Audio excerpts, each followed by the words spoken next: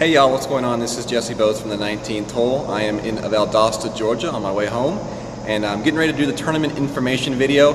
And if y'all want to see whether or not I jump into this freezing cold pool of water back here behind me, you're going to have to wait till the end of the video. So we'll see you all in just a moment for the announcement of the new tournament. Hey y'all, what's going on? I'm back. Thank you all for joining me here for this release video for the new tournament. I know it's already been out for most of the day. But I just got to the hotel and was able to just do it now, so still wanted to do it for you all. And the next tournament we have coming up is the Vintage Open Tournament, which is going to start on Monday, March 18th, which is next Monday. And it's going to be an old course with a new look, according to Playdemic. How new of a look that's going to be, I don't know. We'll have to wait and find out. And let's really quickly go over the general information for the tournament. It has 4 levels: Rookie, Pro, Expert, and Masters level. Depending on how high of a weekly bracket you are in, will decide how high of a level you can play. So if you're in a Rookie weekly, you can only play Rookie. If you're in Pro, you can play Pro or Rookie. If you're an Expert, you can play Expert, Pro, or Rookie, and so on and so forth. You can play lower levels than what you are actually in on a weekly bracket, but you will still play against people that are closer to your level. So if you're an Expert bracket and you want to play Rookie, you're still going to play people from the Expert level bracket in the Rookie tournament. So, you know, don't think just because you play Rookie you're going to play against other rookies. No, you'll still play against people from your same weekly level. The different rules are here listed below for each of the different divisions. As in Rookie, you see front tee position, lower winds 3 to 5 miles per hour, 3 to 6 miles per hour, and then you have a plus 6% needle speed for the Rookie. And as you go up, you see, we'll skip to Expert, you see you move to the second tee, and you have 11 to 14 mile per hour winds, plus 30% needle speed increase, and then you also have the hidden spin, which will be on. And that basically means you will not get to see any of your opponent's shot during his hole. So you won't get to see the needle spin, back spin, top spin, left spin, right spin, and you won't be able to see his ball guide, his or her ball guide either. And then you have the Masters division, which is the same as the Expert division as far as spin goes, but you will play from the third tee, have higher winds, and you have a higher needle speed as well. So that is the rules for the 4 divisions, and these are the prizes for the 4 divisions. As you can see below, as you go up higher divisions, you get better prizes. Still no special balls, and the prizes are still the same. Keep hoping that one day I will pull this screen up and I will see some set of new prizes here. I think that would be something that Playdemic could really do to help really get some more excitement back in the game, as well as maybe a 5th division. I think that would definitely be something that would be cool. Get a little bit more flow up into the Masters division if you create that 5th division, and you give another place for some of these really good players to play, and possibly maybe play for some sort of like a special ball or special prize or anything like that. But that's just kind of like an idea that I have. I think would be pretty cool. Definitely comment in the comment section if you have an idea for Playdemic and something that you think they could do to help improve the game. So, all right, we're going to look at the holes here for the Vintage Open. It looks like we're going to play Vineyard Acres, and we're going to play all 9 holes of the Vineyard Acres. Now, the way I read their announcement, they made it sound like they were going to make some changes to this course. Maybe they'll add a bunker here, some trees here, some trees there. But if I had to guess, I would guess that they were going to make some changes to the fairways and to the areas around the green, maybe like on the putting surface. I'm going to assume they're going to maybe change up the slopes in some of the landing areas on these fairways to make it a little bit more difficult. And that's just kind of the overall feeling that I get of what they're going to do. Who knows? Maybe they'll throw in some really crazy winds for us. Since these are all holes that we've played pretty recently. So we're going to go through the holes real quickly here in a second, but they are all holes that are pretty common to you all. We've had them not too many tournaments ago, so they should be kind of still fresh in your memory. If you want to play these holes, they will be available in their entirety on Thursday. Whatever changes they make to them will be available to practice. And it looks like we got tours 4 and 8, so that would be the first and the second tee that these holes will be available to play from. So we'll go ahead and look at these holes real quick. We got hole number 1 here. I don't have the pars written down in front of me, but I'm pretty sure this was a par 4 right here.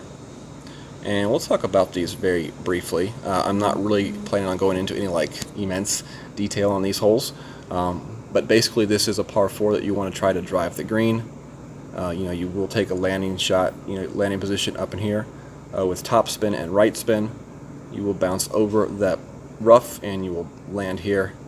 Hopefully either roll to this area in the front of the green, or you may be on the green as well, to possibly give yourself a nice little putt for that shot. Some people you will see play a power curl shot where they will be trying to land their shot somewhere in here with a power curl shot, and from there with top spin and right spin that ball will bounce this way and roll in a similar fashion as the more straight shot will roll as well. And you probably will have to use a little bit higher of a level power ball for this shot right here. Probably extra mile will be what's used in rookie, maybe even big topper for that extra curl, for that that curl shot. And then in higher levels like pro and expert, you'd probably be looking at the Thor or the APOC would be the clubs that I would suggest using for this hole. So let's move on to our next hole here. We got hole number 2. This is a short par 3 where you'll either be using probably a long iron in rookie or a sniper in pro or expert.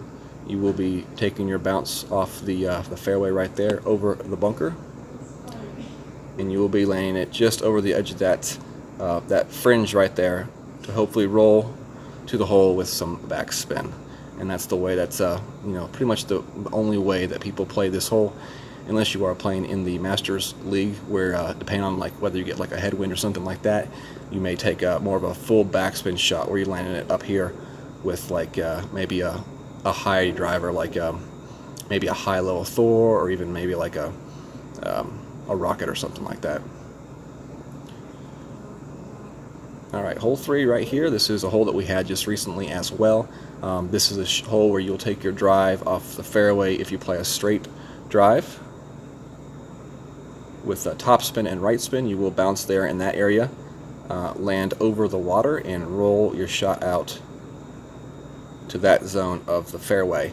Other option for this hole is the power curl shot, where you will be trying to land your shot here. You will swing your ball out this way, bring it in there, and it'll get kind of the same hop to that same area. Just 2 ways to do, pretty much get to the same spot. And then from there, your second shot will be to the green, depending on what kind of wind we have. If we have a good wind, you may be able to, like a right to left tailwind or something like that, you may be able to do a full backspin shot off the back of the green. Otherwise, most likely people will be going with the little rough bump right there. They land their shot there with some top spin, with either their short iron like a Hornet or their long iron, I would say most likely the Goliath or their Backbone. And with top spin, you would roll that ball up to the hole for a possible albatross. This is a par 5, and this is one of those holes that really I think you need to get the albatross on. It really would help boost your chances to finish well for the weekend. All right, so let's see. Next hole. Here we go, par 3. This is a hole where you will take your shot long iron or your wood club, depending on what level you are playing, pretty much right off the front of the green with a lot of backspin. And depending on what kind of a wind we have some sort of a side wind, there may be some sort of an offset as well, because this will be over water and downhill. So definitely, a pretty simple setup shot, but depending on the kind of wind we have may change the way that we play this hole as well. But either way you play it, it's going to be a shot you take with a club with lots of backspin. We'll have to wait and see what kind of a wind we have though. But yeah, long iron most likely for the rookie, and then some sort of if you have a high level sniper with a lot of backspin, you can use a sniper, or even the Guardian with a lot of backspin as well for the pro and expert and upper levels. I think for the Masters, it's probably like a driver with a lot of backspin. Alright, next hole we have here, this is a hole that we had pretty recently as well. You will be taking your shot up in either this zone right here or this zone right here. your end game is you're trying to get your shot up to the end of this fairway, right about right there. So that is the way you're going to play this hole.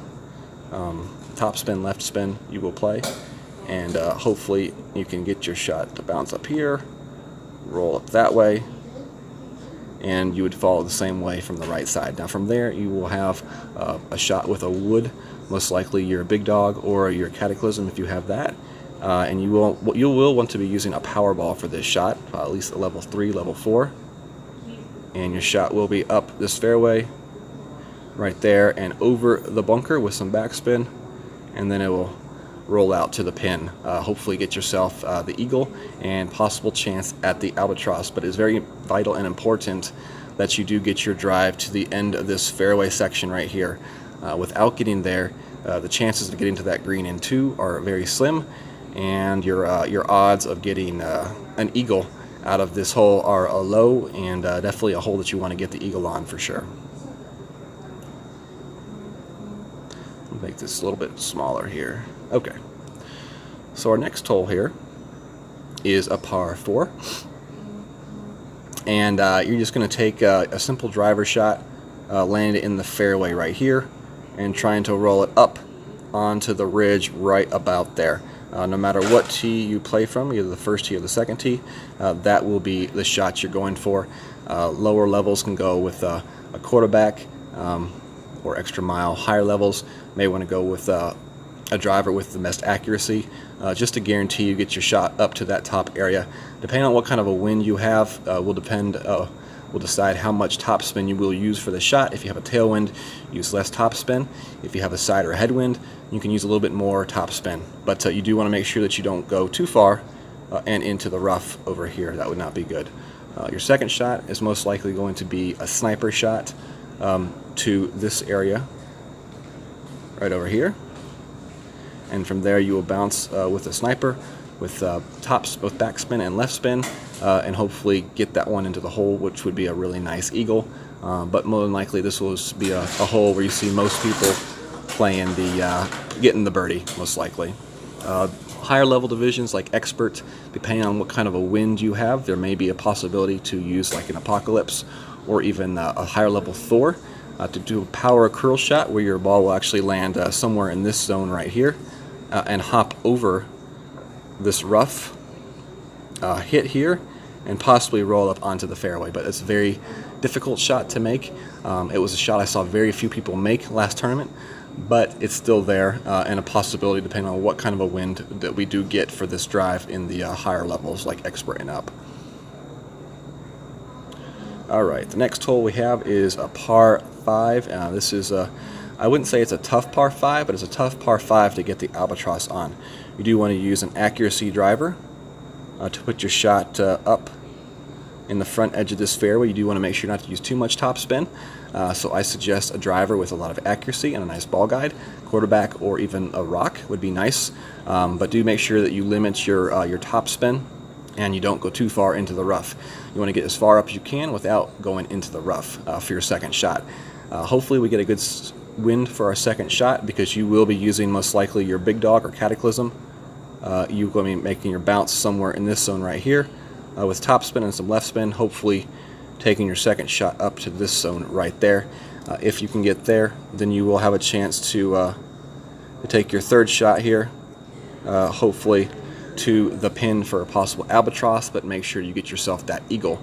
Definitely a hole where I think an albatross will definitely help improve your chances for the top 3 in this tournament. This is one of those linchpin holes, I think.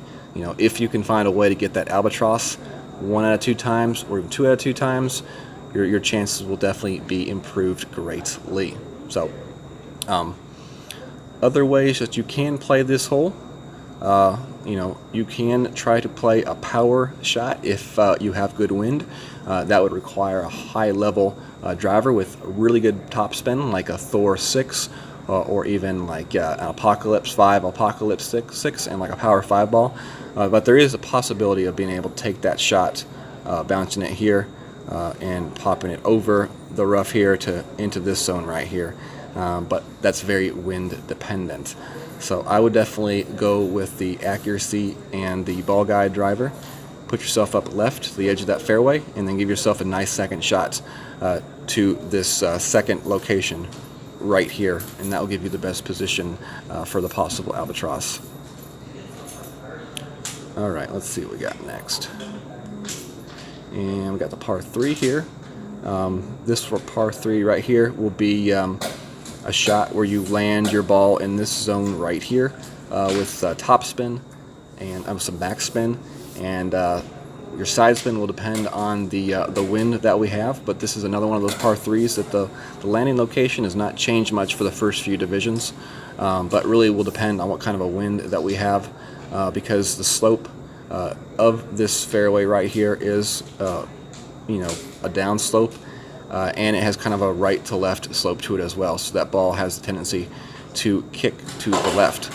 So definitely another hole where you will want to play kind of the wind effect, and depending on what kind of a wind angle we have, you may want to offset the shot a little bit somewhat on this hole as well. But yeah, definitely an interesting hole. Most likely a wood club for the pro for sure, possibly long iron for rookie, but most likely I would say wood club as well for rookie, pro, and expert if I had to guess. But there's a possibility of rookies using a long iron depending on what kind of a wind that we do draw for the tee shot. And our last and final hole, I believe, is this par 5. This fairway does slope downwards from right to left pretty severely. So you do want your tee shot to land somewhere in this zone right here. With topspin and right spin, you do want to get your ball up as far to the right and up this fairway as possible, because that will set you up for an easier second shot, either to the green here with lots of backspin if you're playing higher level divisions, or even possibly to this fairway section right here with backspin and right spin to use the slope of the back of that green. It does slope back down towards the hole, so keep that in mind. So that would be the best way to play it. The farther left you go, the harder the second shot gets. If you end up somewhere in this zone right here, you really have a difficult shot. At that point, you almost have to try to make a shot up into this area right here with backspin and left spin and curl to try to use this ridge to kind of roll the ball back down to the hole. So that's why I say you want to try to get up and to the right as far as possible to leave you an easier second shot. For the higher levels like pro and expert, the best situation to be would be up in this farther right area. That would leave a guardian shot to the green with backspin, and you can use the slope behind the hole as well to hopefully hit that slope and then roll back to the hole for a really good chance at the albatross. But definitely want to make sure that you get your eagle here. And yeah, okay, so that is it, I believe. Yeah, I'm gonna go back up here to the front of this playthrough, make sure I said all of these. Okay, so hole 9 is not a par 5. Hole 9 is a par 4. So you're really trying to get that position to give you a shot at that eagle. That's a tough eagle right there. So yeah, forget the albatross chance. That's definitely an eagle hole. And if you can get that eagle, wow, that's really going to be helpful to you in the tournament for sure. Definitely would be a game changer if you can get that eagle. So yeah, go back to that hole and let y'all see. I don't know why I thought it was a par 5. Par 4. So yeah, par 4. You want to get your drive. It's even more vital now to get that drive good, because if you leave yourself in bad position for this hole and you don't get yourself to the green in 2, then you'll be looking at a par and not a birdie. So yeah, you definitely want to make sure to get that birdie for sure. But definitely give yourself a chance at the eagle. That would be awesome. All right, so thank you all very much. This has been Jesse Both from the 19th hole. If you haven't checked us out yet, I definitely encourage you to do so. Go to our Facebook page, just search Golf Clash the 19th hole. If you enjoyed this video, give it a thumbs up, and make sure to hit that subscribe button for my YouTube channel. And if you do want to be alerted when I release new videos or even go live, do definitely make sure to check out the notification settings for my channel so that you can be notified when I do release new content or go live. So only one thing left to do is see whether or not I jump in that cold pool of water. So as always, God bless, and good luck to y'all in the Vintage Open. It's time for me to go freeze my ass off.